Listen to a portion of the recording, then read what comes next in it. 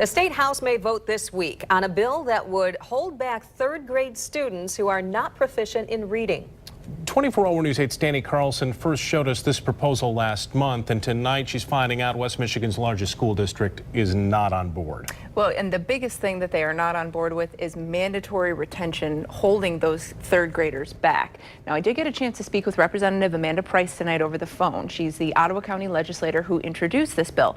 She told me the bill does now offer 4 exemptions for students who don't pass the MEP test, including for English language learners and for those with disabilities. But Grand Rapids school leaders tell us they are still against holding students back, saying it will lead to more kids dropping out of school.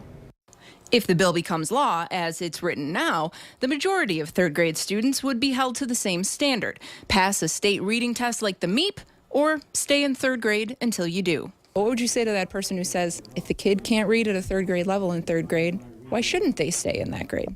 And I'm saying retention doesn't do any good for children. And I'm also saying, then what did you do to help me get there?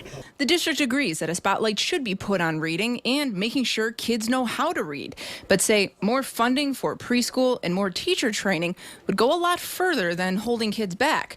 Basically, agreeing on the problem, but not necessarily the solution proposed. It seems like it would disproportionately affect a district like GRPS. Not only that, I think that it is going to go against what we're trying to do, which is to increase graduation rate, increase the success of students, when in fact you have, if you end up with children that are 9, 10, 11, children tend to drop out of school. This is not new.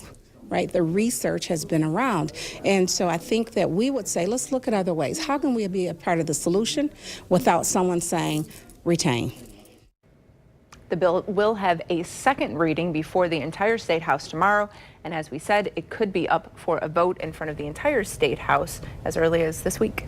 And we were talking earlier, Danny, dropout rates is one issue here, but funding this, they could run into a problem if third grade gets bunched up.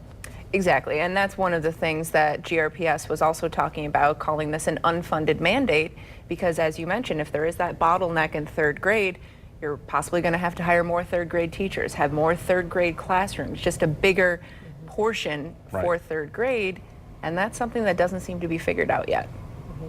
Danny Carlson, thank you. Thanks, Danny.